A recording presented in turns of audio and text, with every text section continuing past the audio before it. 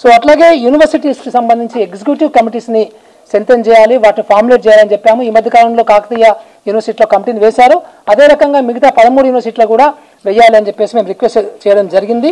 అట్లాగే 74% వేకెన్సీలు ఉన్నాయి, faculty vacancies, non teaching vacancies. So ఇవన్నిటి కూడా అర్జెంట్గా ఫిలప్ చేయాలని చెప్పాము. అట్లాగే వైస్ ఛాన్సలర్స్ని కూడా అర్జెంట్గా రిక్రూట్ చేయాలని చెప్పాము, అపాయింట్ చేయాలని చెప్పాము.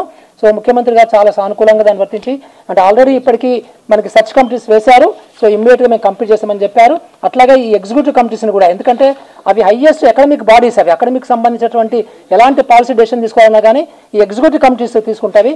అందుకని వాటిని వేయాలి, ఎప్పటి నుంచో అవన్నీ కూడా వేయకుండా అట్లా మూలబడి ఉన్నవి, అది కూడా చెప్పడం జరిగింది. అలాగే ఈ టీచర్స్ రిక్రూట్మెంట్లో, మెయిన్గా ప్రొఫెసర్స్ రిక్రూట్మెంట్లో, టీచర్స్ రిక్రూట్మెంట్లో, సో వీటికి సంబంధించి కాంట్రాక్ట్ సిస్టమ్ అభివృద్ధి చేయమని చెప్పాము. సో చేస్తే ఇప్పుడు మనకి ఎట్లాగో జాబ్ క్యాలెండర్స్ ఇస్తున్నారు కాబట్టి అదే జాబ్ క్యాలెండర్లో ఈ వేకెన్సీ టీచర్లు, vacancy faculty, vacancy assistant professors ఇవన్నీ కూడా కాంట్రాక్ట్ సిస్టమ్ కాకుండా పర్మనెంట్ సిస్టంలో అపాయింట్ చేయమని చెప్పేసి మేము రిక్వెస్ట్ జరిగింది. అట్లాగే యూనివర్సిటీకి గత 10 సంవత్సరాలలో డెవలప్మెంట్ గ్రాంట్ అనేది, అంటే అభివృద్ధికి సంబంధించి, అంటే శాలరీస్ ఇస్తున్నారు కానీ అభివృద్ధికి సంబంధించి డెవలప్మెంట్ గ్రాంట్ ఇవ్వటం లేదు.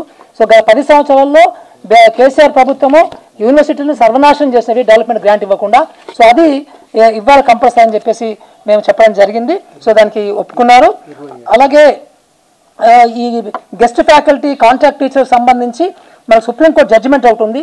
దానికి సంబంధించిన సర్వీస్ కండిషన్స్, ఎమ్మెల్యూమెంట్స్, జాబ్ సెక్యూరిటీ ఇవన్నీ కూడా కాంట్రాక్ట్ టీచర్స్కి సుప్రీంకోర్టు జడ్జిమెంట్ ప్రకారము మీరు ఇంప్లిమెంట్ చేయాలని చెప్పేసి రిక్వెస్ట్ చేయడం జరిగింది.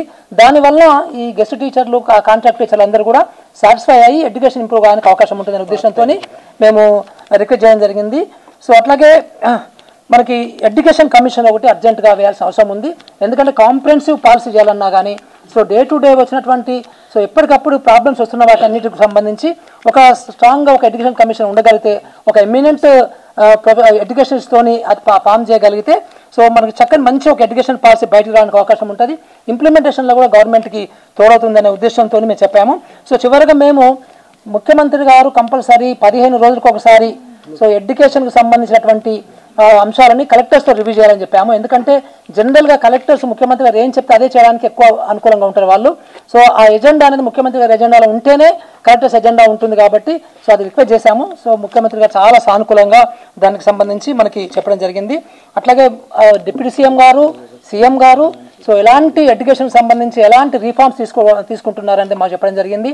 అలాగే ఒక ఎడ్యుకేషన్ సబ్ కమిటీని కూడా మనకి పొన్నం ప్రభాకర్ గారు, శ్రీధర్ బాబు గారు, అట్లాగే సీతక్క గారితో ఎడ్యుకేషన్ కమిటీ వేసాం మేము. ఆ ఎడ్యుకేషన్ కమిటీని క్యాబినెట్ సబ్ కమిటీని వేయడం జరిగింది. ఆ క్యాబినెట్ సబ్ కమిటీకి సంబంధించి మేము మీతో కూడా కూర్చోమని చెప్తాం మేము.